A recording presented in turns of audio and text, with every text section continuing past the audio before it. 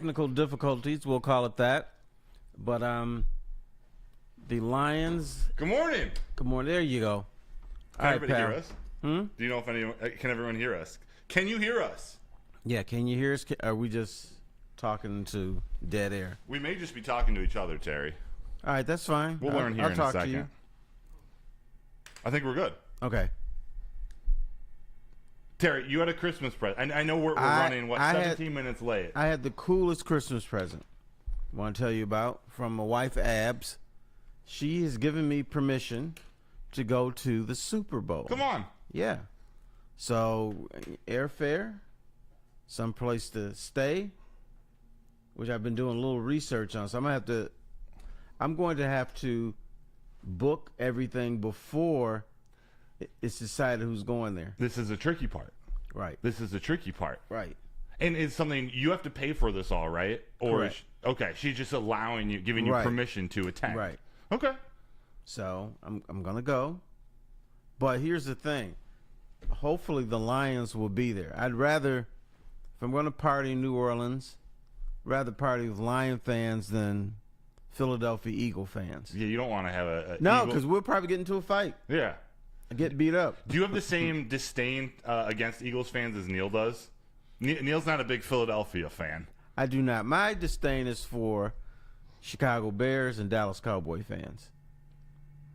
We know they're not going to be Eagle in. fans, I have not had much interaction with them. Yeah. Although I will say this, I had a little interaction with Oakland Raider fans before. Pistons were playing in the stupid Oakland Coliseum or whatever that damn place was. And then the Raiders had a game that day. And so we had to walk through the tailgate and they were throwing stuff at us. I'm like, dude, why? That's the old Oakland necessary? Raiders fans. Right. The Oakland Raider fans. Yeah. So I'm like, why? Where do they stack up pretty high on I don't know, best is the right word, most annoying fans? Annoying, Vikings yes. fans? I think the in Detroit, the most annoying fans are Chicago Bears fans. Really? Yes, because they used to pack the Silverdome when the Lions were bad. Southwest Airline had $19 round trips from Chicago to Detroit, and they would just come rolling in, and they were jerks. Didn't like them. And they have this sort of this bougie mentality. Like, they really haven't won much or done much in the last 3-4 decades but to either. be fair, every fan base in the NFL can be bougie to the Detroit Lions because the Lions have been so bad for so long. Facts. So you could be bougie towards them. Now Lions fans can be bougie to the rest of the NFL. Yeah, but no. Because they're Lions the real fans, deal. They're not going to be bougie to other people. Lions fans just want to party. They want to enjoy this run. I don't think they want to throw it in people's faces, even though they have the right to. They do. They are one of the, if not the best team in the NFL. But Terry, I'm going to ask you. You got permission to attend the Super Bowl. Will the Lions be there? I'm hoping, yes. You're hoping? Yes. That's the most fan nugget you've ever given me. The best team in the NFC has been the Detroit Lions, even with the injuries. Even with the injuries. Right.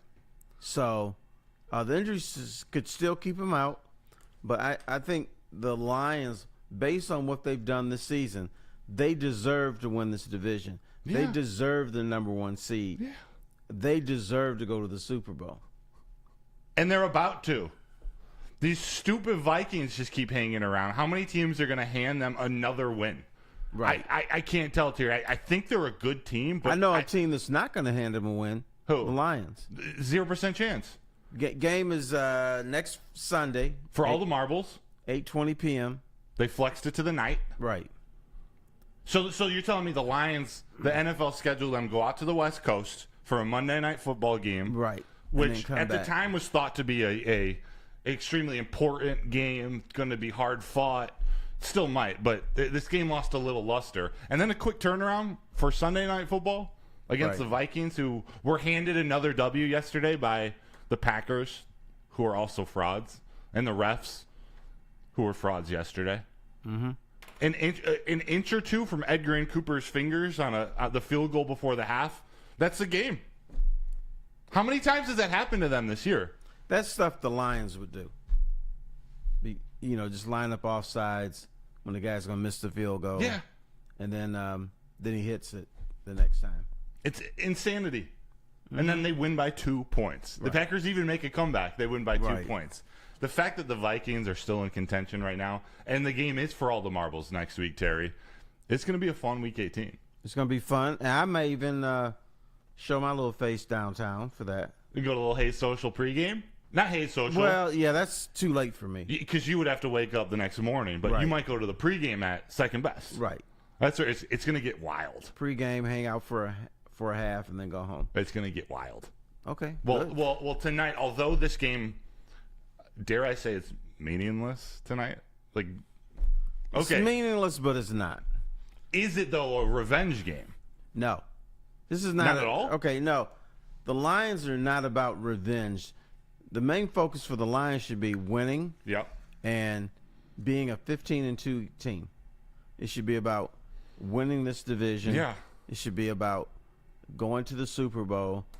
You know what? A revenge game. If the Lions were 7-8 or something stupid like that, then yes, a revenge game because you don't have anything else to play for. But that's not my main motivation. Even J-Mo said that no, this is not a revenge game. You want to go there, play well, and win. You know what? If I'm the Lions, I'm not even thinking about what happened in the NFC Championship game. Really? 'Cause that's in the past. I don't really care about that because I have so many other goals ahead of that. All right, let me ask you this question. If we're hanging out, say in the summer, and I say, well, the Lions 2024 season, what'd you think about it? Are you going to say, well, you know what? One of the big things is the Lions avenged that the Niners lost in the NFC Championship game. Are you going to say that? No. But I'm trying to picture like what Dan Campbell and this coaching staff in the locker room is using to get them up for tonight. He doesn't need that to motivate them. What the motivation is, we want to finish 15-2. Yep. The motivation is we want to beat everybody on the schedule. That's the motivation. There's a big picture here. Lions have never had a big picture before. No. This year they do. They got a chance to go to the Super Bowl. Mm-hmm.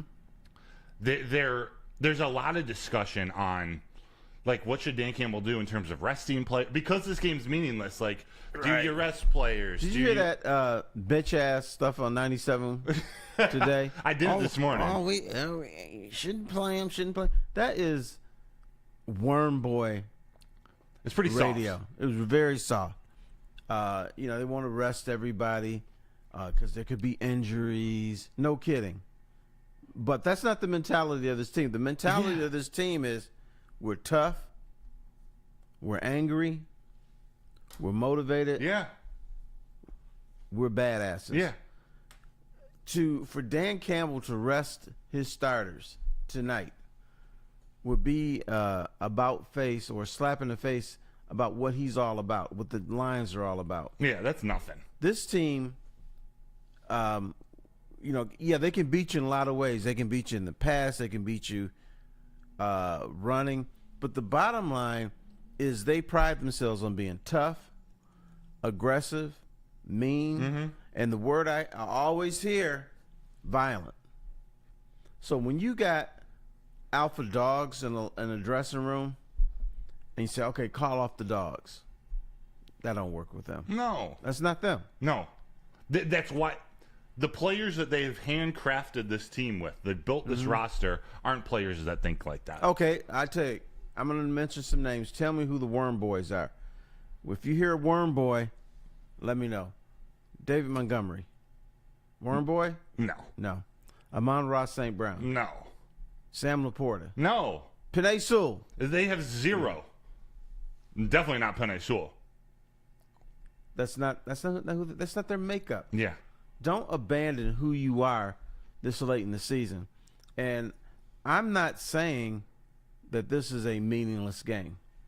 It might not mean anything in the grand scheme of trying to win the division and stuff, Right. but for a team like this that wants to win every game, that wants to keep consistency with his offense, try to get his defense together. Every game is important for them. Yeah. Dan Campbell isn't talking in the locker room this week, talking about how many injuries they have, talking about Week 18 versus the Vikings. Like, and it's what we've been talking about all year.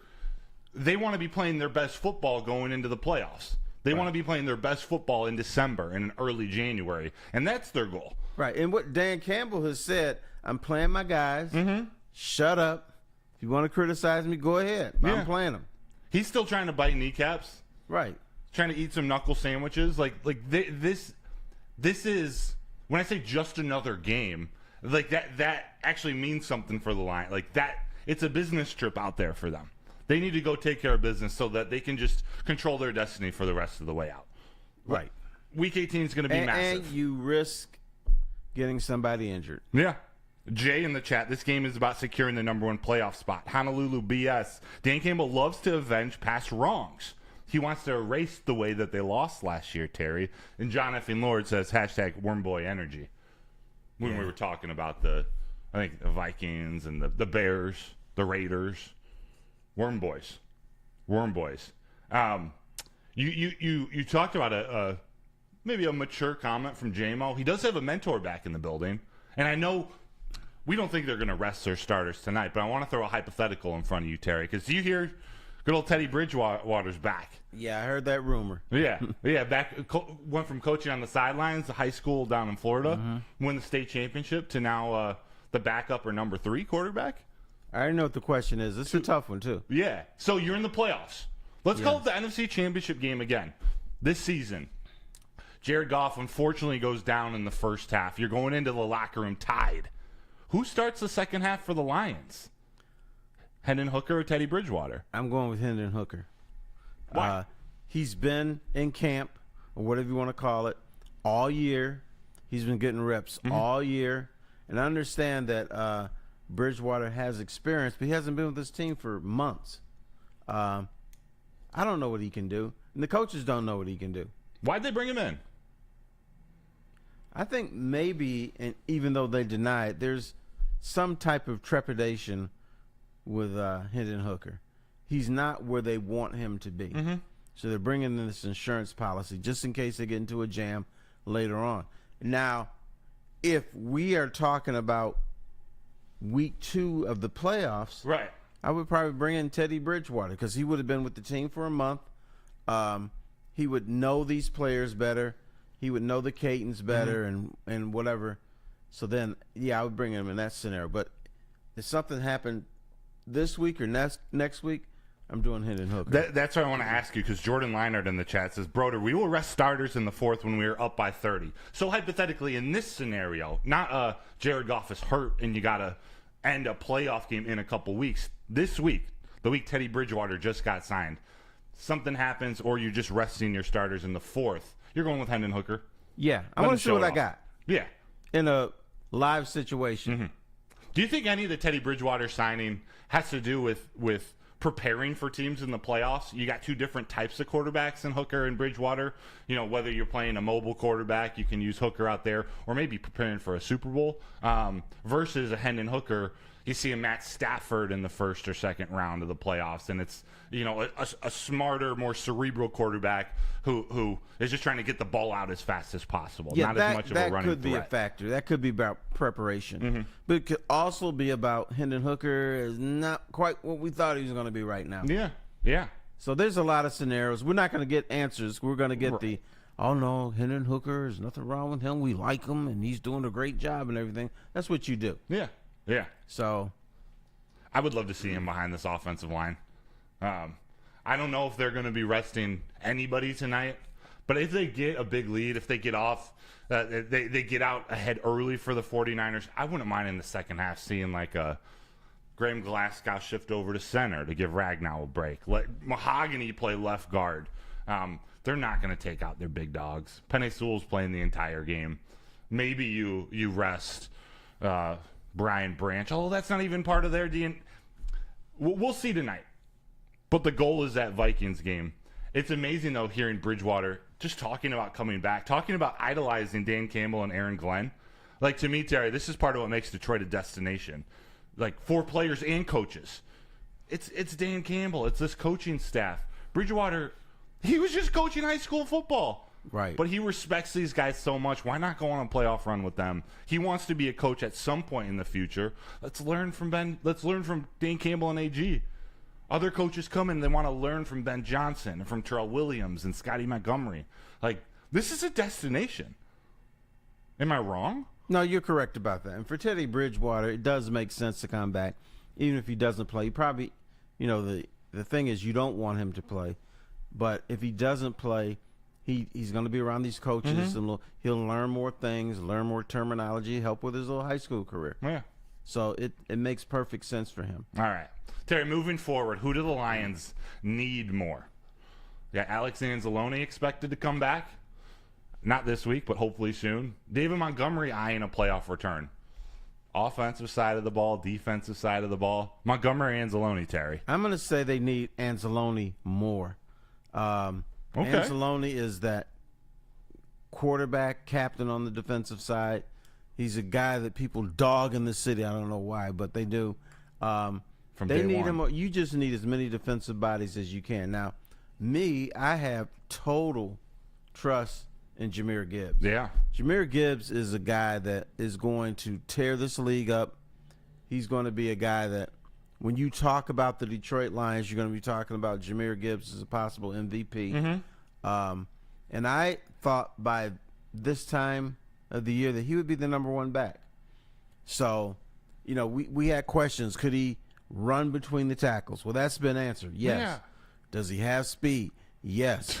Hell yeah, he does. Can he run the ball well enough for them to run down some clock at the end of the game? Yes. I just think he is so valuable that he makes David Montgomery somewhat expendable. I mean, you want to bring him back next year. You want to go back to the Punch and Judy or whatever they are and go back at it again. But in this short term, I want to see Anzalone out there. I want to see more and more defensive players out there.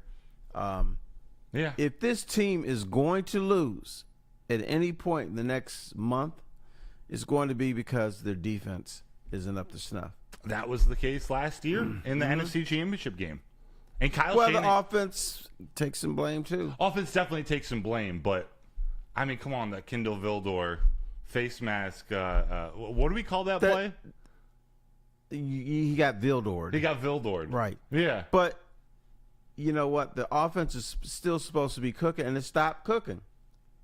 It was drop passes, fumbles. So I'm not going to put the blame solely on the defense. I will. I'll put it solely on the secondary. I won't. That's fine. Because you're entitled to your opinion. The one play was a fluke. Right, but well, yes and no. It was a fluke, but the fact that Kindle Vildor was back there, the fact that Cam Sutton was your starting cornerback, that can't happen. Brian Branch didn't even play most of the game because Kyle Shanahan managed to scheme the nickel position out of it, so he couldn't see the field. This team is different, mostly because they're secondary. Kyle Shanahan talked about that multiple times this week. He thinks this defense is better this year, even without Hutch. Thinks it's better this year because their secondary is so much stronger at man coverage. He called them one of, if not the best man coverage team in the NFL. That's pretty high respect from a really strong offensive mind. But you do realize that coaches say really nice things about teams they're about to play. True. But it seemed genuine. He wasn't just throwing out compliments everywhere. He called out all these players individually, talked about how good Branch was, and where else they say Kirby, Carlton Davis, and Terrion Arnold. He says they've thrown this rookie out there all year, and it might have looked ugly early, but he's as good as any rookie defensive back in the league. He's one of the better up-and-coming players in the NFL. Kyle Shanahan thinks that secondary is a lot better, and it's going to be important today with, what are they, on their fifth-string running back? They pulled off a couple guys off LinkedIn to play offensive line. Trent Williams is out. This team, this 49ers team has also been riddled with injuries. We got a little a battle of the hospital, a battle of the emergency room tonight. You do, but here's what you do with the Lions. You play your people.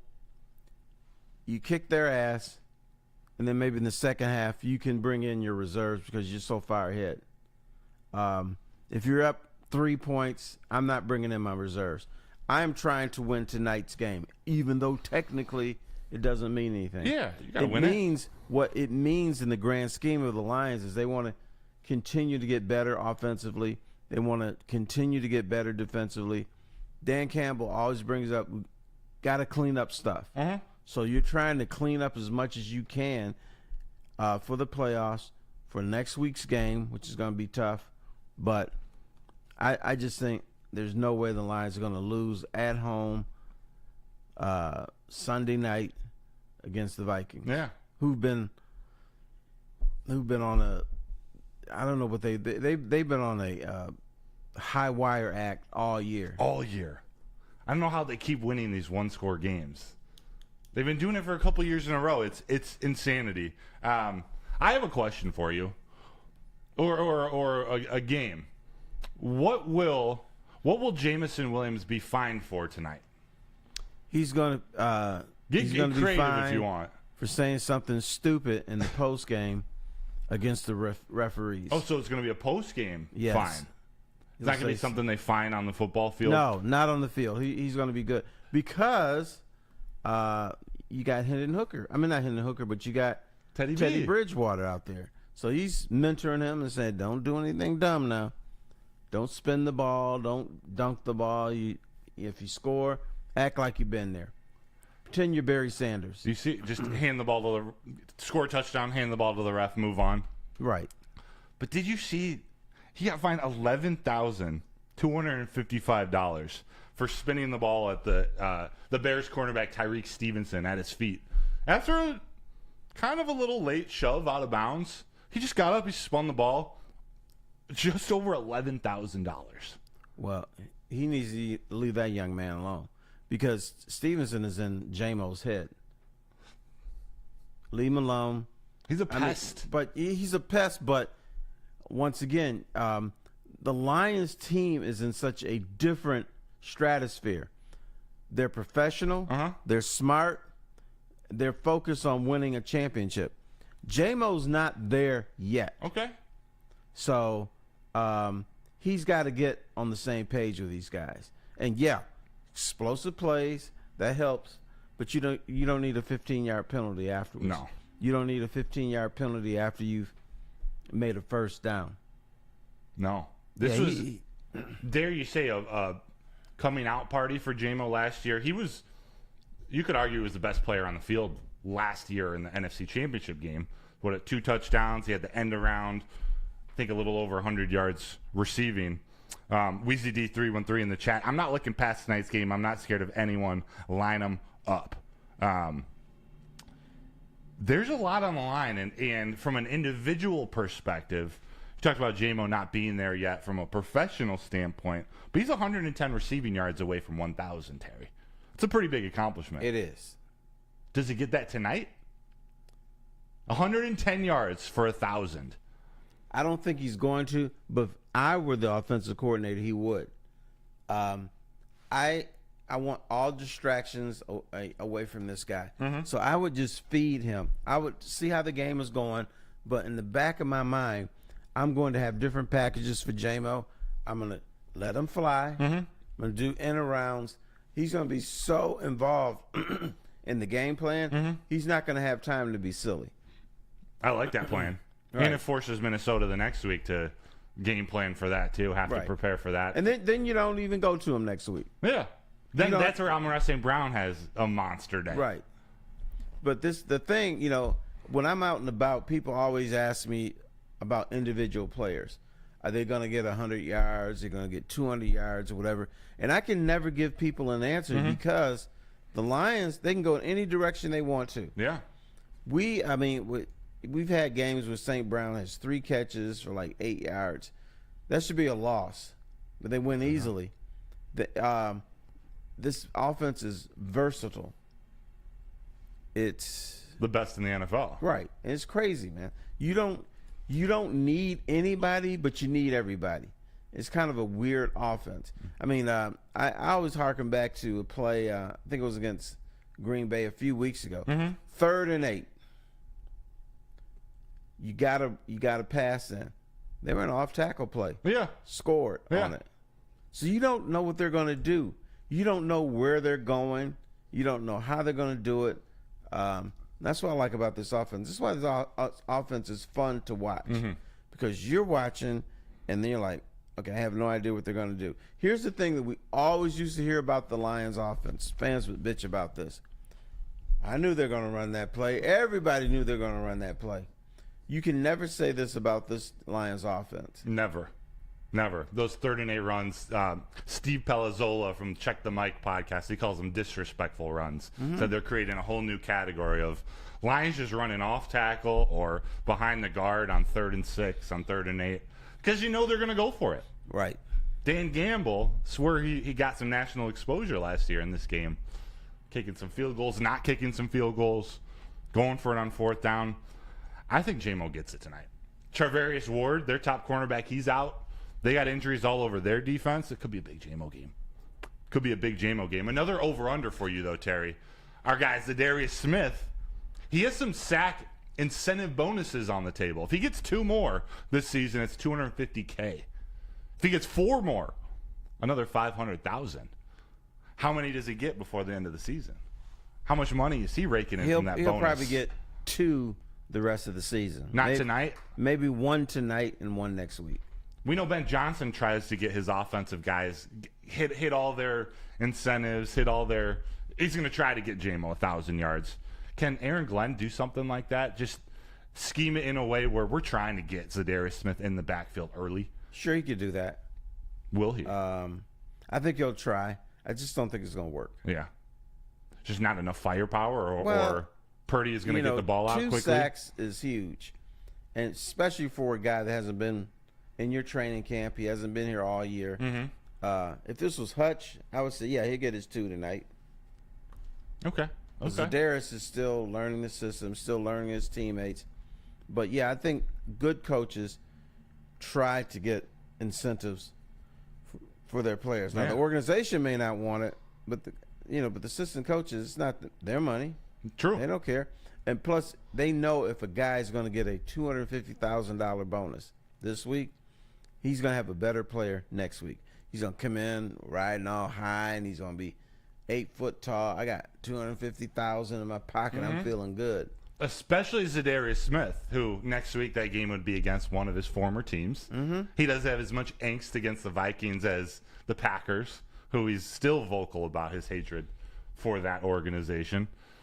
Zadarius Smith, he's getting 2 before the end of the season. The question for me is, will he get 4? What about Jahmyr Gibbs? On the season, 209 rush yards, 1,156 yards rushing, 12 touchdowns, 43 receptions, 440 receiving yards, and 3 touchdowns. Does he get 150 all-purpose yards tonight? I think he does. But once again, we don't. The crazy Lions offense, they might ignore him tonight. Probably not, but they could and still win the game. Right. But I would think that's your Rip Hamilton now. This is your Energizer Bunny. This is the guy that makes the offense go. Now, St. Brown may have more yards at the end. J-Mo may have more yards at the end. But bottom line, the engine that's going to carry the Lions tonight and next week will be Jahmyr Gibbs. Got you. You cannot match that speed. It's game-changing. That's J-Mo out of the backfield. Yeah, in fact, we talk about J-Mo being the fastest dude in the league, maybe. I want to see him and Gibbs run a 40 and 100. Yeah. I want to see it all. Right. Although, did you hear that J-Mo thinks he could run a 4.140? I heard they said that on the St. Brown Brothers podcast. That's fast.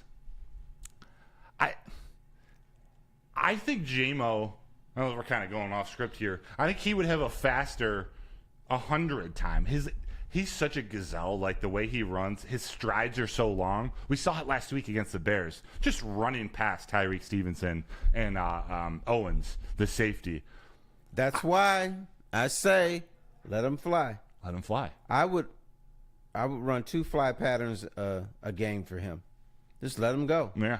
You said it's not a revenge game as a whole, you got to believe Gibbs, he's thinking about that fumble in last year's game. Like, he might not be looking at this as a revenge game, but he wants to prove himself that, hey, I'm better than that. Bro, he's already proven himself. He has nothing to prove. To us, but we're talking about, he's one of those kids who probably thinks that game is on him last year. And there's a case to be made. Josh Reynolds, the field goal situation, but that Gibbs fumble was huge. That was a momentum shifter early in that second half. Sure, but once again, a whole different mentality now. The Lions aren't thinking about that game. Their focus should be on winning a championship this year. The Lions, for many, many, many years, revenge game, revenge game, revenge game. You know why? Because they had nothing else. True. So every game had to be a revenge game because teams had already kicked their ass, and they're playing them again. But this time, it's different. Beat San Francisco, beat Minnesota, move on to Tampa or the Rams or whoever. That should be their focus. Here, I'm going to say so. One game at a time. Yeah, and let J-Mo fly. But I'm not thinking about the NFC Championship game. That's gone. It's over Right. with. All right. Done. Can't do anything about that. All right. Well, Terry, we got about a minute left here. Just want to hear your score prediction. Any last comments? I know this is a shortened show today. We appreciate everyone for hanging with us. Yes, if you could, please. hit the like button. It's game day, baby. Mm-hmm. I think that was what we lost in the first couple minutes, like the game day excitement. That's my moment, T-Foss. Right. But we're here. Thanks for watching on YouTube, on Twitter. If you hit the like button, it would really help us out. Tune in to Wake Up Woodward. I get to go to the Super Bowl regardless. Will Lion fans be down there with me in New Orleans? Let us know. Let us know in the comments. You might be seeing Terry. Terry, we're going to see you later today on Woodward Sports, right? I'm going to be on Big D with Neil and Black Santa. You heard it here first. It's Lions game day and a Black Santa sighting on Big D Right. Energy. Right. I'm excited. I'm excited too. All right, Terry, give me a score prediction before we get out of here. San Francisco is beat up. Dan Campbell is not calling off the dogs. He's going to play people, and he should. Don't listen to this. Oh, you got to rest your players. I'm not for that. Lions are going to take care of business. How about 34-17? I love that. You've been hitting the 30s lately, Terry. I learned from you. Let's go. I'm in the 30s too. I got 37-24. A few points are going to be put up from the 49ers, but the Lions offense is going to be rock solid. They have okay, it's not a revenge game. They got a message to prove. This is the best offense in the league. They want to be playing like it going into week 18. They got to prove it. They want to show the world. It's Monday Night Football. They've showed the world. They've been on primetime TV. And people still doubting them. No, they're not. They're Yeah, not they doubting are. the offense. They're doubting the team. So They're the offense is doubting going the to go team because of the injuries. They're not doubting the offense, bro. Well, right. That's why the offense is going to go show out. 37 points. Okay. Book it. Oh, they might score 40 tonight. What am I talking about? It could be one of those. But I'm going to stick at 34-17 with my eye on 40. 34-17, 37-24. Terry, was a pleasure as always. We'll be here tomorrow morning at 7 a.m. once again We will. That's right. for the post game. On time tomorrow. Yes. Thank you all for tuning in. I'm going to run and mute the mics before I shut off the stream. So thank you, everybody. Tune in to Wake Up Woodward live at Feldman at 8 o'clock in 9 minutes. Terry, it was a pleasure. Pleasure. I'll be right back. And I won't get myself in trouble because the mics are still on. I'll just shut up.